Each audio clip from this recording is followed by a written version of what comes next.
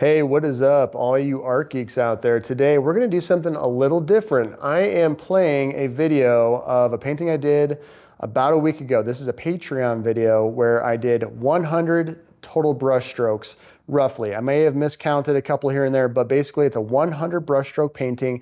And I thought I'd talk about it today. I thought this would be a great way to just kind of share the thinking I had in this video. If you wanna see the full video of this, go over to my Patreon account. You can check out the full, I think it's like an hour and a half, something like that, where you get to see the palette through the whole video. You get to see how I'm mixing my paints after this part right here.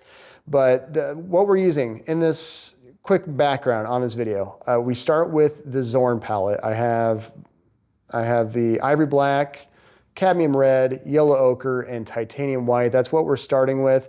And now, as you can see, I am just getting things kind of started. I'm explaining, you're gonna see my hand pop into there where I'm just kind of pointing at things to the left. That's just me explaining things through my Patreon video, the tutorial or the exercise. And this is a great exercise, by the way.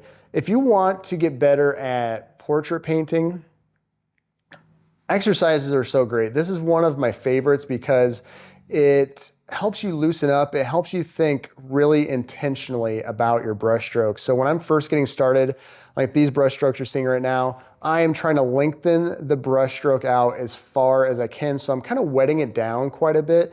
And as long as my brush doesn't go off the surface, as long as I'm constantly moving it, never lifting it, I call that one brush stroke. Is that cheating? I don't know. Maybe it's cheating. But to get to a 100 brushstroke portrait, you kind of have to push those brush marks as far as you can. And that's one of the great parts about this particular tutorial, is that it really helps you to push what you're doing, push your impressionism, push your expressionism. Let me make sure this thing is focusing on me correctly. Is it focusing? You know, I'm trying one of those auto trackers on my camera here. Sometimes it seems like it loses focus on me, but I think we're doing okay. If I'm a little blurry, I apologize. We're not gonna restart this thing. I am doing this in one take. I'm not giving up on this take. This is gonna be the one. So let's go ahead and look over at the monitor, just right there in the background. I can kind of see it as we're going. What I did to get this started though, is I started with some basic outlines. It almost looks like it's a person with sunglasses on right now, but I was trying to get some general construction lines going with the painting before I did any really big brush strokes. So I kept it very simple to construction lines and just getting the general location of things so that I don't have to, so I don't have to waste a lot of my brush strokes on construction lines. I try to keep them going as long and as lengthy as I could. And I think it's gonna work out. Make sure this thing is just not tracking me right. Let's try this, there we go. There we go, I think that might be better. Hopefully that focuses in a little bit better. Technology, I tell you what, you try to use some different things. I was trying to do the tracking thing with my little Sony ZV-E10. Check out this camera. I think there's a second version. The Mark II's coming out soon, so check that one out, but I'm sure you can probably get discounts now on the ZV-E10, the original. Great camera, just trying out the tracking. Looks like it's working pretty good. We move around a little bit. Yep, it's doing good. So I'm probably at like the 20th brush stroke on this painting, but you can see I'm just really trying to fill this in with as much paint. In the back of my mind, I'm just thinking I need to get that first pass, get that first block in with this painting done as efficiently as I can. Again, I'm just trying to think about every stroke. So I start with the dark ones. It's always great. If you use a particular palette like this, the ivory black is probably one of the least opaque colors, especially compared to titanium white. I'll just compare to that because the cadmium red is pretty transparent as well, but the ivory black is a very transparent color.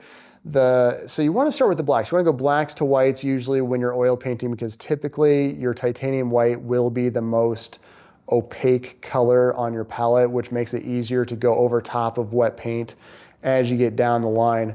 And now you can see I'm finally I've gone through, this is like my third shade, basically what I'm doing right now. I've gone from the blacks to just that kind of reddish color in the lower part of the face is meant to kind of be just a slight tone lighter than the blacks in the background.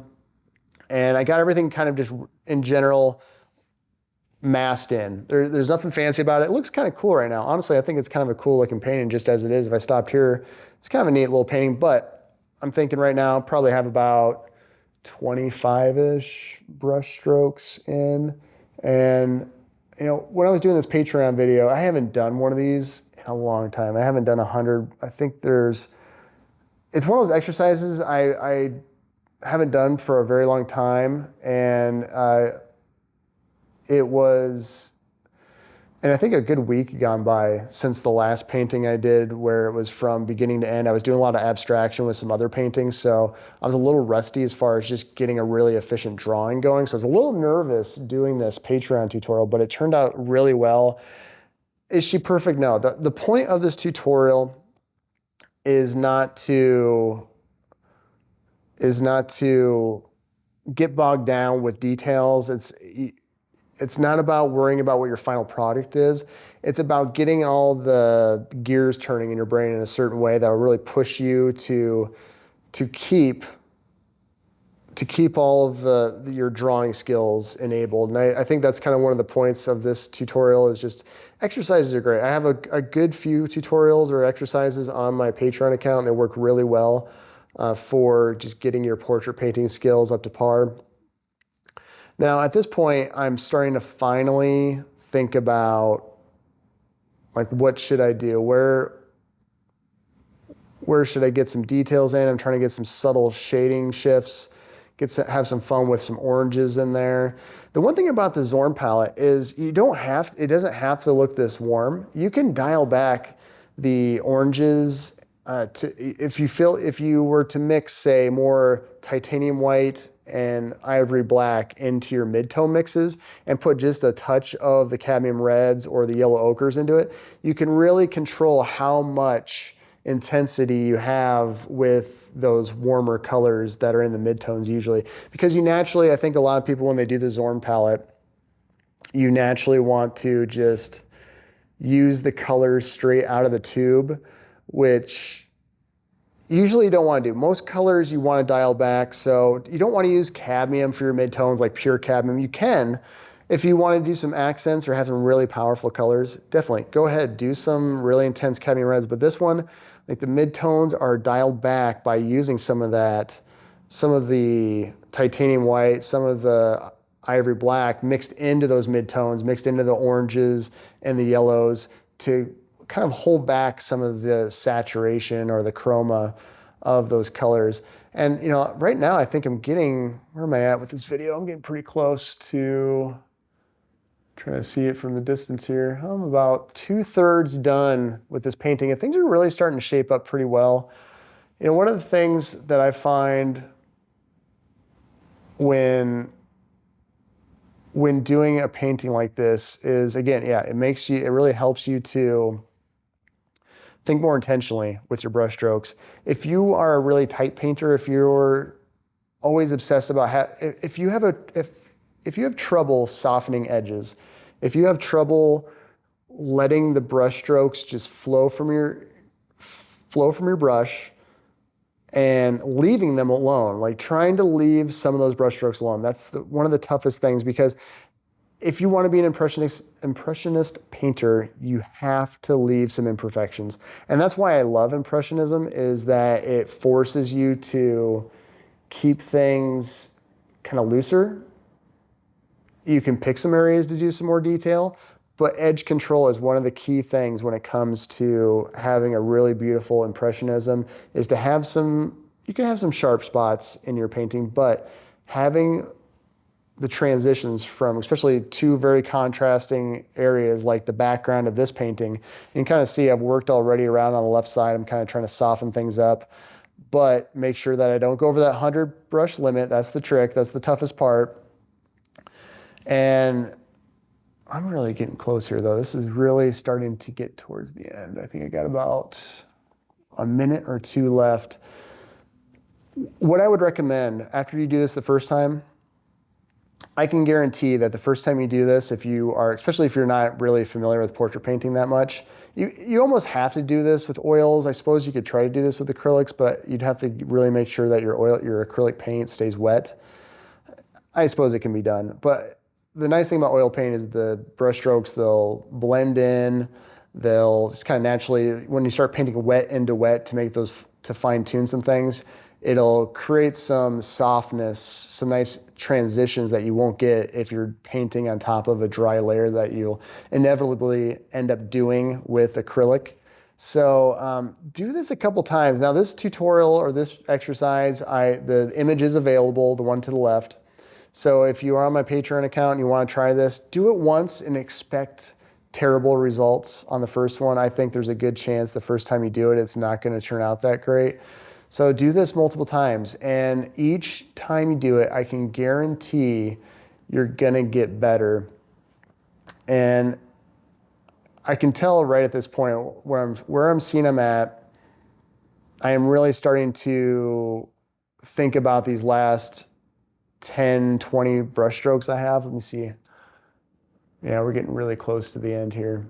So these last 10 or 20 brush strokes, that's when you start to feel the pressure, you start to feel the crunch of how am I gonna get this done? And it's not really about having a perfect likeness. This one turned out pretty well. You can see like the reference image, she's got really, the way the light's hitting is creating some really dark wells around the eyes that I wasn't really concerned about getting any of that detail.